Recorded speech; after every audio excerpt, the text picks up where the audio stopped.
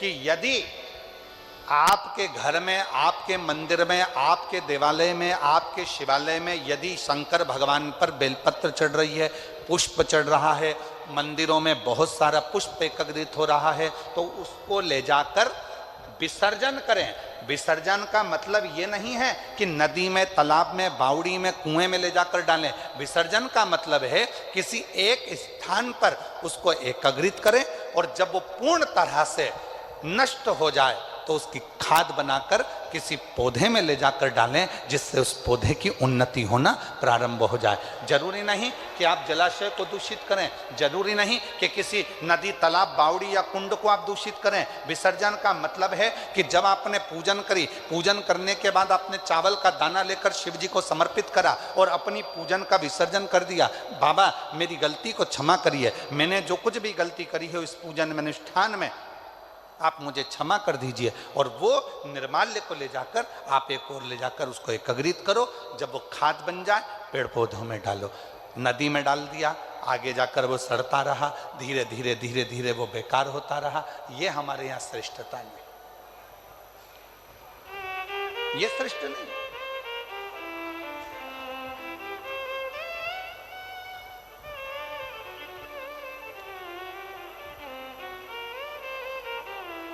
कई लोगों को तो आज तक दीपदान करना भी नहीं आता।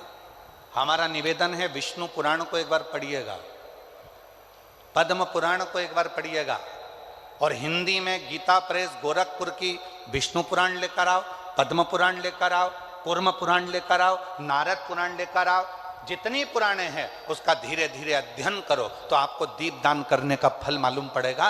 कई लोगों के मन में आता है कि दिया जलाया और उस दिए को जलाकर पानी में छोड़ दिया तो दीपदान हो गया। शिव महापुराण की कथा कहती है कि दीप को लगाकर जल में छोड़ने की जगह घाट पर रखो। क्यों? घाट पर रखोगे और एक दीप, 1000 दीप दान कर रहे हो, उसमें से एक दीप नदी में छोड़ दो, तालाब में छोड़ दो, बावड़ी में छोड़ दो, बाकी के दीप घाट पर लगाइए। क्यों? क्योंकि घाट पर लगाए गए दीप पितरों को भी रोशनी देते हैं, पूर्वजों को भी रोशनी देते हैं, घर का वास्तु ठीक कर देते हैं, हमारे घर में कालसर्प दोष हो उसको समाप्त कर देते हैं। और घाट पर लगा हुआ दीप पितरों के पिंड दान के बराबर माना जाता है और पितरों का पिंड भी वो दीप के बल पर हो जाता है। इसलिए दीप घाट पर होना। पर कई लोगों की आदत होती है, नदी में गए हैं, अगरबत्ती, मोमबत्ती, वो कौन सा मिठाई के डब्बे ले लिए, मिठाई के डब्बे, फुलझड़ी के डब्बे इकट्ठे कर लिए। कार्तिक का महीना था, दीपदान करने गए थे, 1000 दीप बना बनाकर सारा नदी में छोड़ दिया। आगे जाकर वो कचरा इकट्ठा हो गया और पूरी नदी दूषित हो गई। उस माँ को दूषित नहीं करना है, उस माँ को शुद्ध करना,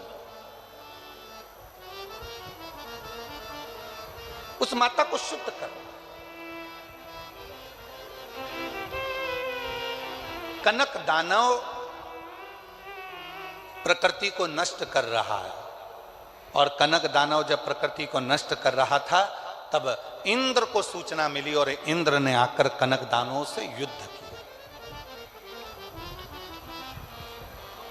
और कनक दानव से जैसे ही युद्ध करा तो इंद्र विजय प्राप्त नहीं कर पाए। क्यों? क्योंकि कनक दानव प्रकृति को नष्ट करने में लगा हुआ था। जितना वो प्रकृति को नष्ट करने में लगा हुआ था उतना ही वो कनक दानव पर धन,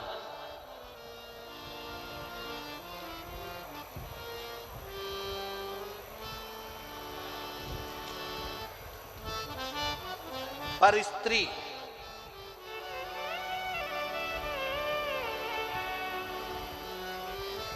को अपना बनाकर अपने पास में रख लेता। पर धन को भी अपने पास रख रहा, पर स्त्री को भी अपने पास रख रहा। अगर आप मेरी तरह हो और इंटरनेट पे हर वायरल हुई चीज, पर स्त्री को भी एकत्रित कर रहा है। इंद्र युद्ध करते करते वहां से निकल गए, चले गए। तब भगवान देवाधिदेव महादेव के पास जाकर इंद्र को लगा कि मैं किससे कहूं कि मैं इस युद्ध को जीत नहीं पा रहा हूं।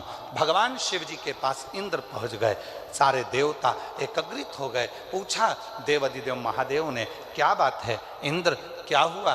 तुम तो युद्ध लड़ रहे थे कनक दानवों से और तुम यहां आकर खड़े हो गए, हुआ क्या? बहुत अंतर है महाराज। पहले के समय में आशीर्वाद देते थे, लोग खुश होते थे, तो आशीर्वाद में कहते थे फूलो फलो। क्या बोलते थे? जम के तो बोलो जरा, फूलो फलो। और आज के जमाने में लोग आशीर्वाद देते हैं या प्रसन्न होते हैं तो कहते हैं हमको फॉलो करो। पहले महाराज जी कहते फूलो फलो, आज के जमाने में कहते हमको फॉलो करो।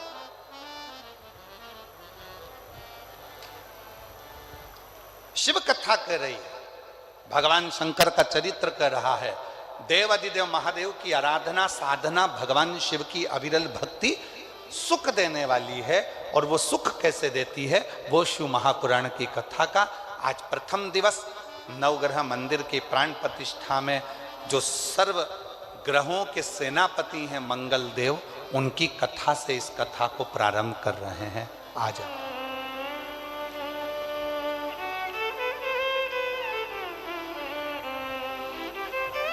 शिव कथा कह रहे। और शंभु शरणे पड़ी मांगू घड़ी रे घड़ी, दुख काटो दया करीन दर्शन आपो। मेरी जितनी जीजियां बैठी हैं, जीजा बैठे हैं, बेटियां बैठी हैं, बेटा बैठे हैं, आपसे निवेदन है आपको जो जो लाइन भजन की याद है वो हमारे साथ में गुनगुनाया करो, जिससे लगना चाहिए कि आप अपने पिता से देवाधिदेव महादेव से बात करने के लिए आए हो, केवल बैठने के लिए नहीं। यहाँ से सुना, यहाँ से निकाल दिया, बचा कुचा कपड़े का झटकार दिया, उसके लिए नहीं।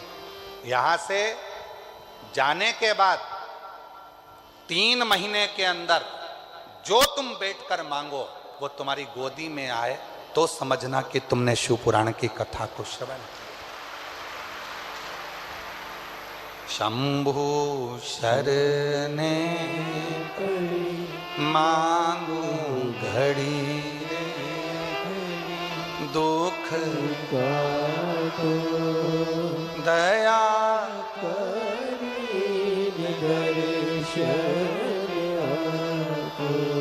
भगवान देवाधिदेव महादेव से प्रार्थना करी। इंद्र तुम यहाँ? इंद्र ने कहा प्रभु वो कनक दानव मर नहीं रहा, बहुत उपद्रव मचा कर रखा है, पूरी प्रकृति को नष्ट कर रहा है। भगवान शंकर ने इंद्रदेव से कहा अगर इस कनक दानव को तुम्हें मारना है तो एक काम करो, तुम जितना वो पाप कर रहा है तुम उस पुण्य को बढ़ाना प्रारंभ करो। पुण्य कैसे बढ़ेगा? तो कहा वो पर स्त्री का अपमान करता है, पराई नारी को गलत दृष्टि से देखता है, पराई नारी को अपशब्द कहता है, आप पराई नारी को सम्मान देना प्रारंभ करो। वो पर धन को अपना मानकर उसका गलत प्रयोग करता है, आप अपने पास भगवान का दिया जो धन है उसे सत्कर्म में लगाओ, अच्छी जगह लगाओ।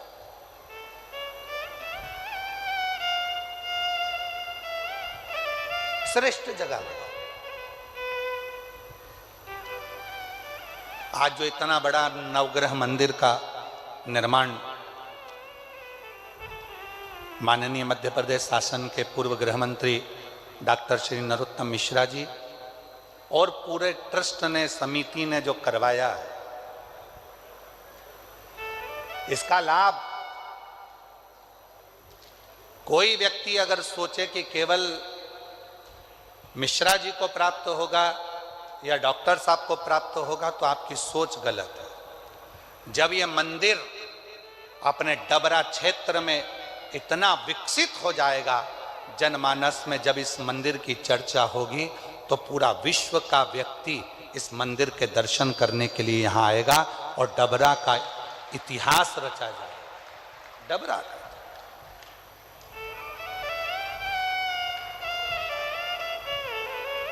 कितनों को, ए डबरावासियों, एक फैक्ट्री अगर छोटी सी बनती है तो उसमें 50, 100, 500, 200 लोगों को, 400 लोगों को, 1000 लोगों को नौकरी मिलती है। पर जब अपने नगर में, अपने शहर में, अपने क्षेत्र में एक बड़ा मंदिर का निर्माण होता है, एक दिव्य कोई अच्छी स्थान का निर्माण होता है, तो वहां से संस्कार भी अच्छे जाते हैं, सभ्यता भी अच्छी जाती है, संस्कार, सभ्यता, नम्रता सब मिलती है। और साथ में पूरे क्षेत्रवासियों को, ऑटो वालों को ऑटो का व्यापार, छोटी छोटी दुकान वालों को छोटा छोटा व्यापार, और ना जाने कितने कितने तरह का, जब स्टेशन पर लोग आएंगे तो ट्रेन का, बस से आएंगे तो बस का, गाड़ी का, कहीं होटलों का, कहीं छोटे छोटे रुकने वाली लॉजों का, कितना कितना कितना कितना व्यापारीकरण बढ़ता चले जाएगा। एआई ज्योतिषी ना झूठ बोलता है ना तुक्के लगाता है, बस आपकी कुंडली को 100% एक्यूरेसी से डीकोड करता है। मैंने भी अपनी डेट ऑफ बर्थ डाली और बिलीव मी, एस्ट्रोसेज एआई ने मेरी लव लाइफ। कहना सरल है, हमने माननीय डॉक्टर नरोत्तम मिश्रा जी, पूर्व गृह मंत्री जी से बैठकर एकांत में बात करी और हमने कहा, आपने इतना बड़ा मंदिर बनवाया, नवग्रह देवता का पूरा परिवार यहाँ पर विराजमान करा, पूरे विश्व में ऐसा मंदिर नहीं है कि नवग्रह देवता अपने पत्नी के साथ, अपने बच्चों के साथ विराजमान है। इतना बड़ा मंदिर तो आपको कहीं ब्रज की भूमि पर बनाना था, कहीं अयोध्या में जाकर बनाना था, कहीं उज्जैनी में जाकर बनाना था, किसी तीर्थ में काशी में जाकर बनाना था। अगर मंदिर बनाना ही था जिसमें करोड़ों करोड़ों रुपए लगे, और इस मंदिर का निर्माण तो कभी किसी तीर्थ में जाकर बनाना था, फिर आपने डबरा में क्यों बनाया? मैं ऐसे पूर्व गृह मंत्री डॉक्टर नरोत्तम मिश्रा जी को धन्यवाद दूंगा। उनका एक शब्द था, मेरे छोटे से गांव में कोई भी उन्नति की बात नहीं होती है, इसलिए इस मंदिर का निर्माण डबरा क्षेत्र में करा। मैं माननीय डॉक्टर नरोत्तम मिश्रा जी को इस चीज के लिए धन्यवाद दूंगा। उन्होंने कहा, हमारे क्षेत्र में कोई बड़े बड़े, इस डबरा क्षेत्र को लोग जानते नहीं, कहेंगे दतिया को जानेंगे तो मां पीताम्बरा के नाम से जानेंगे, अयोध्या जाएंगे तो राम जी के नाम से जानेंगे, मेरा डबरा क्षेत्र आने वाले समय में किस नाम से जाना जाए? तो मेरा डबरा क्षेत्र पूरे विश्व में, जब विदेशी भी इस डबरा को ढूंढते ढूंढते आए और कहें कि नवग्रह देवता का अगर अपने विथ फैमिली कोई मंदिर है तो डबरा में है, तो लगे कि डबरा क्षेत्र का एक आनंद प्राप्त हो। ये इसको कहते हैं। नहीं तो हम तो कहे थे ये मंदिर का निर्माण कहीं और कर देना था आपको, इतने बड़े बड़े तीर्थ हैं, वहां लोग आते रहते हैं, ढेर पब्लिक आती है, बहुत सारे लोग आते हैं, तो इस मंदिर में जाएंगे, आनंद लेंगे। नहीं गुरुजी, जब डबरा क्षेत्र में यह मंदिर बनेगा तो डबरे का एक छोटा से छोटा बच्चा, डबरा का एक छोटे से छोटा बच्चा भी संस्कारों से पोषित होगा, आनंदित होगा। ये देखा जाता है।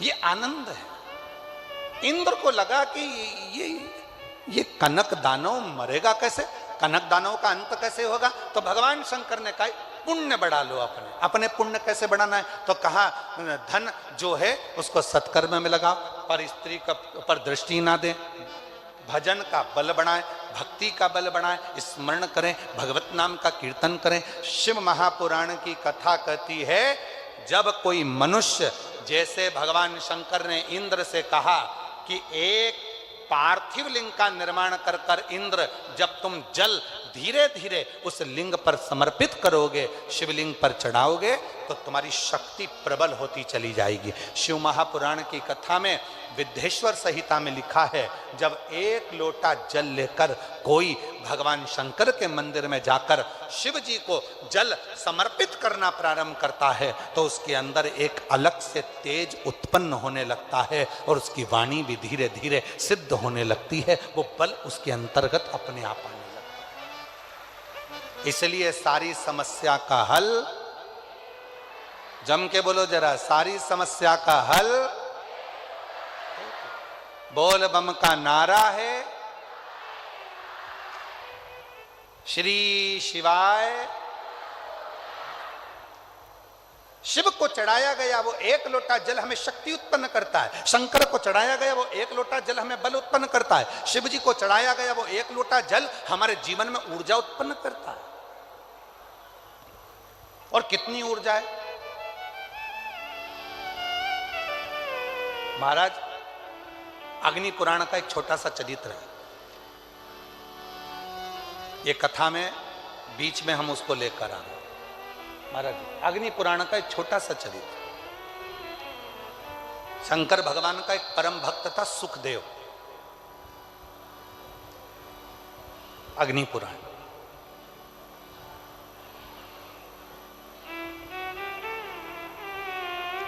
गीता प्रेस गोरखपुर की अग्नि पुराण 292 नंबर पृष्ठ का ये संवाद है महाराज जी। सुखदेव शिव का परम भक्त, भगवान शंकर का परम उपासक।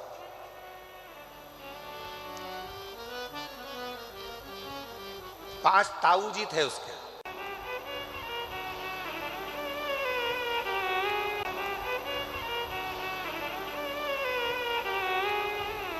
शिव की साधना सुखदेव कर रहा है।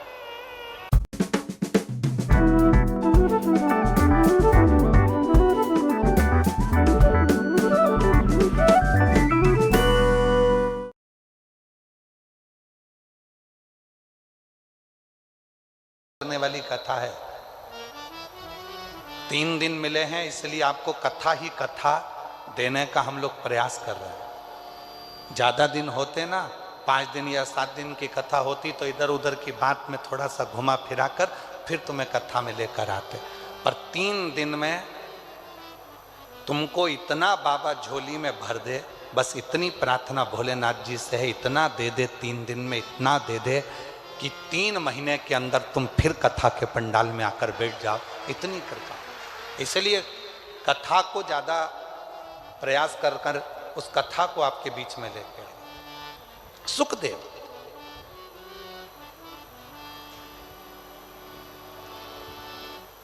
ताऊ, काका, काकी, ताई, ताऊ के बच्चे, काका के बच्चे सब थे। सुखदेव की मां पिता के मरने के बाद मन विचलित होता था, मन विचलित। किससे? सुखदेव उसका नियम था शिवजी के मंदिर में जाकर 1 लोटा जल चढ़ाना, मंदिर की झाड़ू लगाना, पोछा लगाना। आप में से कई मेरी बहनें हैं, कई मेरी जीजियां हैं, कई मेरे जीजा हैं, कई मेरी बेटियां बेटा हैं, कई माताएं पिता यहाँ बैठे हैं जो शंकर जी के मंदिर में जाकर झाड़ू लगाते हैं। तो दूसरा व्यक्ति आकर हंसता है, क्यों? पंडित जी है तो सही, झाड़ू लगा लेंगे, सेवादार लगा तो है, झाड़ू लगा लेगा, पोछा लगा लेगा। तुम क्यों मंदिर में सफाई करते हो? तुम क्यों मंदिर में झाड़ू लगाते हो? तुम क्यों मंदिर में जाकर पोछा झाड़ू करते हो? किसी से कुछ मत कहो। ताना देने वाले को ताना देने दो, गाली देने वाले को गाली देने दो, अपशब्द कहने वाले को अपशब्द कहने दो। आग लगे बस्ती में, अपन रहो मस्ती में। क्या किसको रोइए, चादर तान के सोइए। किसको किसको रोगे?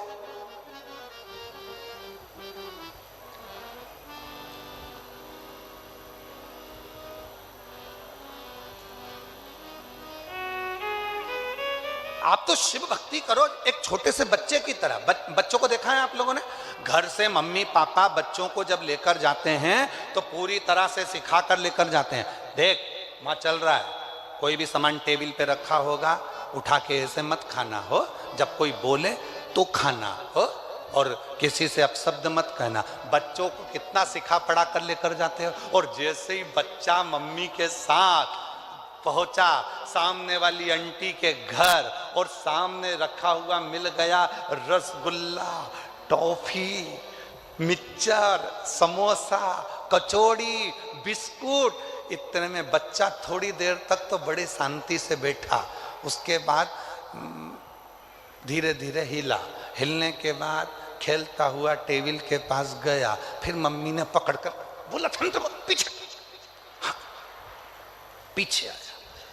फिर आंटी जैसे ही अंदर, ये बाहर तुरंत। फिर मम्मी ने खींचा, चुप बेटे, तेरे को बोला था ना, चुप चुप। उससे सहन नहीं हो रहा, उससे रहा नहीं जा रहा। और आखिरी में मम्मी जैसे ही आंटी से बात में चालू हुई, इसने रसगुल्ला उठा के मुंह में धर लिया, बिस्कुट खाना चालू। और मम्मी इधर से सिर पे पल्लू लेके,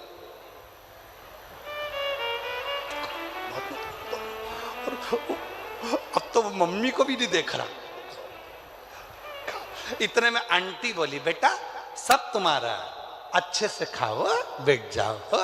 इतने में मम्मी बोली नहीं ये तो सब खा के आया है। इतने में बच्चा बोला कब खाया, कब? मम्मी बोली अच्छा ठीक है, दांत सड़ जाएंगे, एक ही रसगुल्ला लेना, ठीक है, बिस्कुट ज़्यादा नहीं खाना, ठीक है, टॉफ़ी मत खाना, ठीक है। और सब खा खुआ लिया। बस आंटी कुछ भी बोले, मम्मी कुछ भी बोले, जैसे एक छोटा सा बच्चा होता है ऐसे ही संख्या 721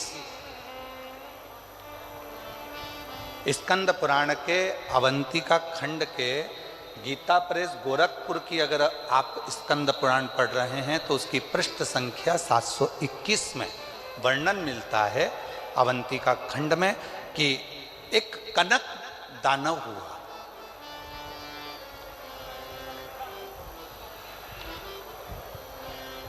और वो कनक दानव इतना उपद्रवी था, पृथ्वी को जहां जहां पर खड्डे नहीं थे वहां खड्डे कर देता था, वृक्षों को तोड़ देता था, जल को दूषित कर देता था, अग्नि को दूषित कर देता था, वायु को दूषित कर देता था। इतना कष्ट देता था वो कनक दानव कि सारे देवता परेशान हो गए।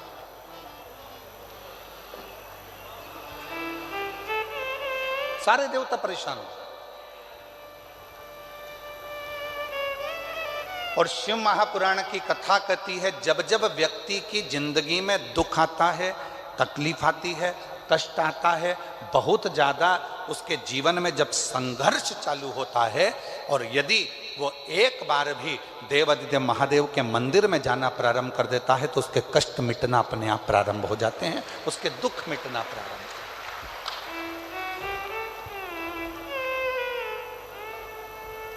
देखिए 3 दिन मिले हैं और हमको मालूम है कि शिव पुराण इस क्षेत्र में हम बहुत साल पहले दतिया में आए थे। यहाँ तक कहती है कि यदि आपके घर में, आपके मंदिर में, आपके देवालय में, आपके शिवालय में यदि शंकर भगवान पर बेलपत्र चढ़ रही है, पुष्प चढ़ रहा है, मंदिरों में बहुत सारा पुष्प एकत्रित हो रहा है तो उसको ले जाकर विसर्जन करें। विसर्जन का मतलब ये नहीं है कि नदी में, तालाब में, बावड़ी में, कुएं में ले जाकर डालें। विसर्जन का मतलब है किसी एक स्थान पर उसको एकत्रित करें और जब वो पूर्ण तरह से नष्ट हो जाए तो उसकी खाद बनाकर किसी पौधे में ले जाकर डालें जिससे उस पौधे की उन्नति होना प्रारंभ हो जाए। जरूरी नहीं कि आप जलाशय को दूषित करें, जरूरी नहीं कि किसी नदी, तालाब, बावड़ी या कुंड को आप दूषित करें। विसर्जन का मतलब है कि जब आपने पूजा लेके मंदिर चली जाती है, जो जितना ताना दे उसके सामने और जाऊं जा पहुंच जाओ शिवालय।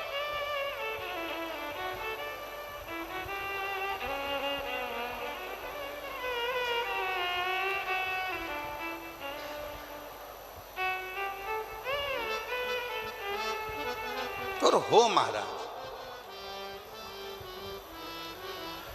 समझाना बड़ा मुश्किल है, आखिर वो दर्द